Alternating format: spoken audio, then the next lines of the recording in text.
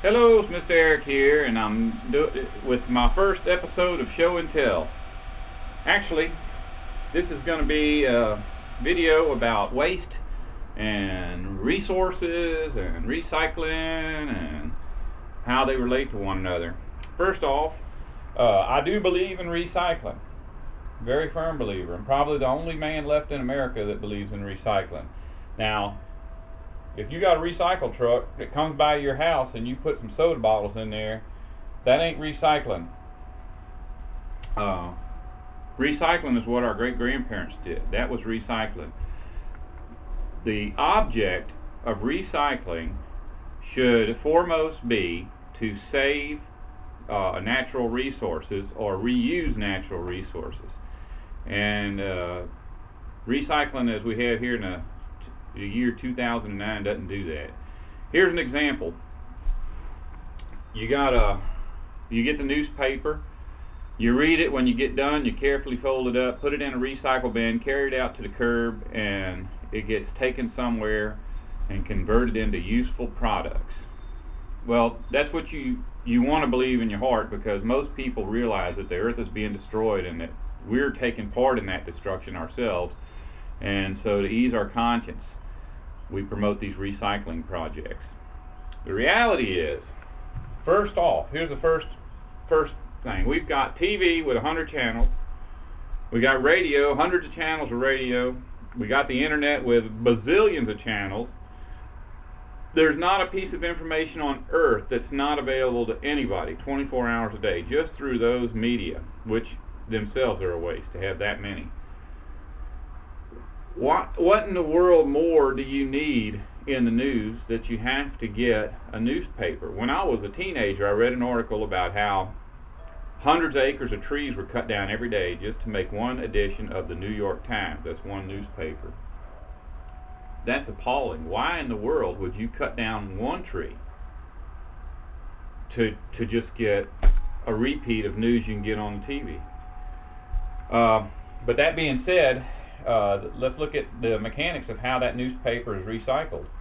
I mean, just producing a newspaper isn't just the fact that the tree is lost, but the machinery that had to be built to cut the tree down and to make the printing press, and the machines that cut the paper and form the paper and the inks. And then later, when you're recycling, you have a plastic tub. It's a plastic tub made out of petroleum products. It's only going to be used a couple of years before it gets broke up and has to be replaced. And then a truck that's a huge waste of resources coming down the street that every 10 years it has to be replaced.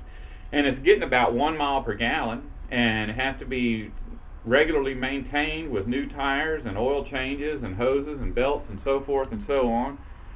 And on top of that, it's only a few people are recycling. If you go down my road on recycling day, you see there's 30 or 40 houses on my road and maybe 3 recycle bins out there. And that guy driving that truck will stop that truck and pick up a recycle bin that ain't got nothing but maybe 1 cent worth of aluminum soda cans in there.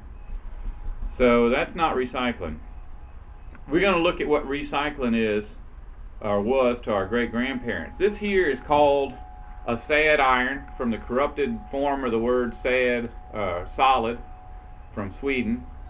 Sad iron, spelled S-A-D, but doesn't mean that it makes you sad or anything like that. But anyway, if you look at this thing, it's just a chunk of iron. People use it to iron their clothes, which even now I think ironing your clothes is a waste. And in this day and time, when you can go to the store you can get a shirt. I get this shirt. I pay $2 for this shirt, and it don't look bad, because the fabrics we have today are equivalent to what wealthy people had 100 years ago. Poor people that had to go pick the cotton and then comb the cotton out, cord the cotton, spin the cotton, and then weave the cotton, they didn't get the same quality of fabric when they were done. And to make their clothes look more like rich people's clothes, they'd use this here to iron it. Well, anyways, you can see this is broke, and I don't know how many clothes you'd have to iron to break one of these, but I suspect that this iron was dropped over years and years of use. They probably got dropped a lot because they're very hot, very hard to handle. And almost every iron I've seen is broken if you can get it for a good price. I got this for about $5. This iron here is the same iron. That's a queen number 7. This is a queen number 6, a little bit smaller. I got this for $4 because the person that sold it to me probably thought it was too ugly to sell. And it is a really horrible iron. And I don't know the story on it, but I'm going to speculate right now. I suspect the person bought this iron, used it for 30 years, handed it down to their daughter, and the daughter broke it. Broke the handle right there. And the reason I believe that is there's a big chunk of metal missing here, as if someone was welding a handle, the back of the handle back on, and it heated it enough that the iron popped out of there. You know, a chunk of iron popped out. But they were able to fix it. And they used it for another 30 years and handed it down to her daughter, who used it until she broke the handle completely off. Catastrophic failure. Dropped it and the old weld broke, and it caused the front to break off too. So she brought it down to the blacksmith shop, and probably didn't take a car. This iron's about 170 years old, I think. Probably walked to the blacksmith shop and showed it to him, and he said, well, there ain't no way to weld that handle back on there, and it really isn't, because this is cast iron, and the handle was actually some kind of a steel. So what he did, extremely labor intensive. You see this little circle right there? He took and made this handle, and the only place I've seen this type of work is in a barrel stay. You know how wooden barrels had the big rings around them? This ring was bent around an anvil and then superheated here and hammered together, because you can see right there the two ends are overlapped. That's very labor intensive. And he drilled a hole and put this rivet in here. Now this rivet is the same rivets that they use to hold boilers together. I don't know if you can see that. Like a boiler on an old tractor from like right after the Civil War, or a boiler on a steamboat. So that's recycling. And like I said, they probably didn't drive there. They probably walked to the blacksmith shop to get this fixed. I'll tell you another good thing about real recycling. You can believe that the lady that used this wasn't in no power chair scooting around Walmart looking at new irons. She's probably very fit. If you're using this iron on a regular basis and washing your clothes by hand and so on and so forth, you're not going to have morbid obesity, you're not going to have diabetes, and you're not going to have heart disease.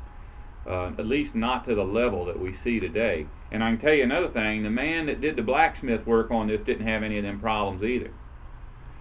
So that's what recycling is, and that's how to wisely use resources. What we do today is really a very, very poor solution to a really horrible problem. And it's not going to get better until people just stop throwing things away.